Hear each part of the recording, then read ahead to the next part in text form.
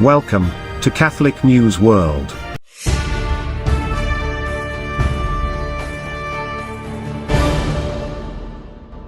Welcome to Catholic News World.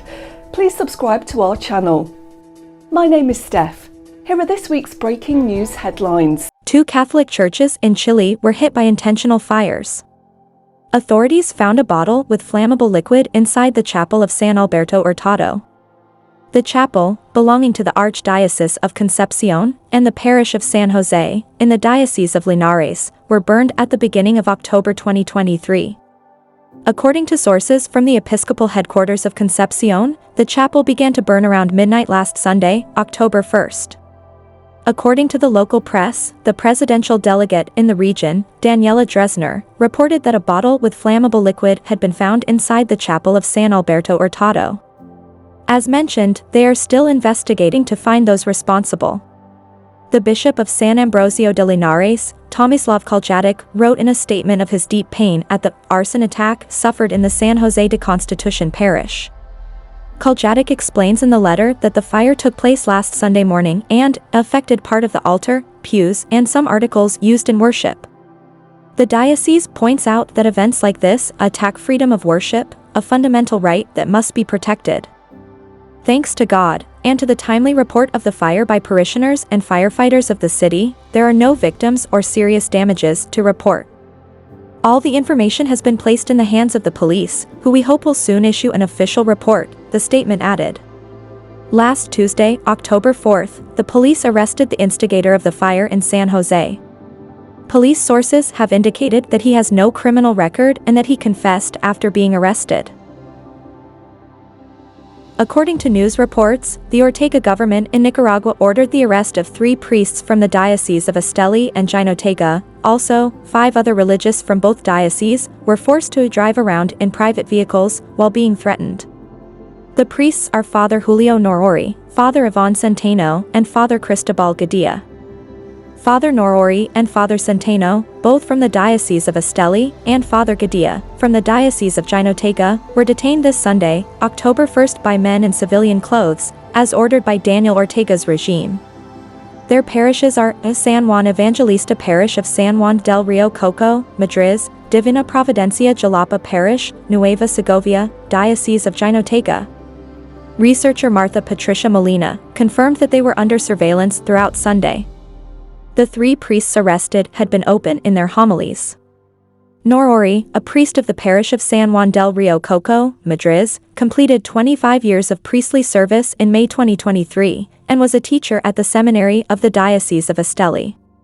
Centeno is the priest of the Immaculate Conception of Mary Parish in Jalapa, Nueva Segovia. Both were taken to Our Lady of Fatima Seminary, where they are being held under house arrest. The location of Father Gadea, who went to Spain in 2019 to report the persecution of the church in Nicaragua, is unknown, as indicated by a source linked to the church. A parish in Barcelona, Spain, was vandalized after a women's rights demonstration. The last stop of the march was the parish of Santa Maria del Remei, where they arrived with banners and drums to read their manifesto in front of the doors of the church. On September 28, the Reproductive Rights Association called a march in Barcelona to demonstrate. After their departure, they left a souvenir of their celebration, hangers hanging from the windows of the church, with messages such as, "Trash Church, you are the dictatorship," and graffiti on the walls.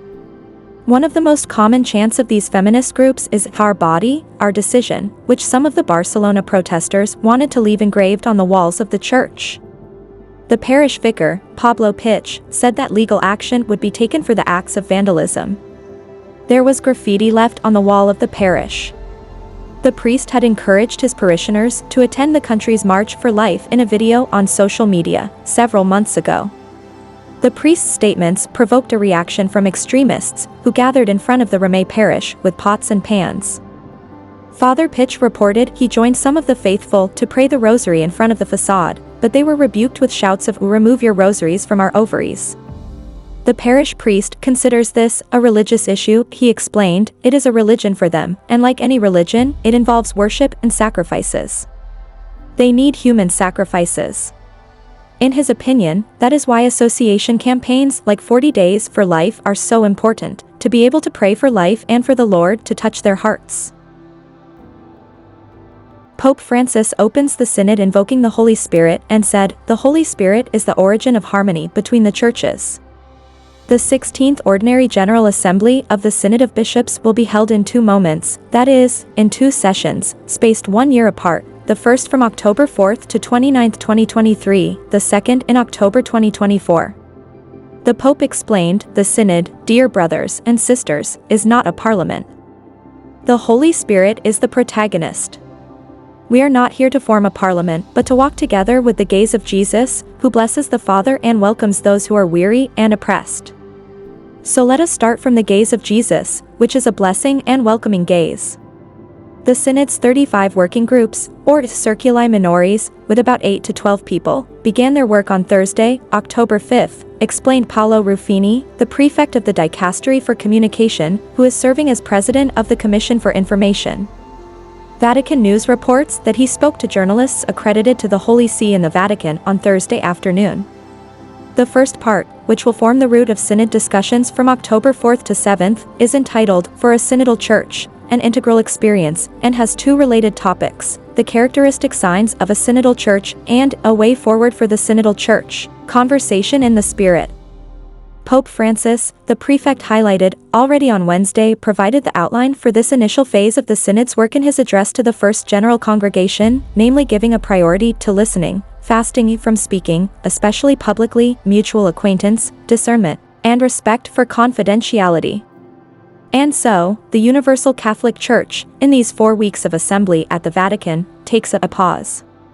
This time of quiet, respectful listening, as desired by the Pope, said Dr. Ruffini, can help the world on other fronts as well, the war, the climate crisis, to stop, to listen to one another. The prefect recalled the Pope's words of gratitude to many journalists who will be engaged this month in the work of covering the Synod and his encouragement to recognize the value of profound listening. Watch our programme every Friday at 7:30 p.m.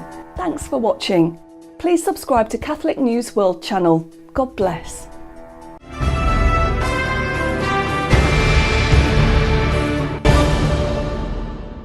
Please subscribe to Catholic News World's YouTube channel. Thanks and God bless.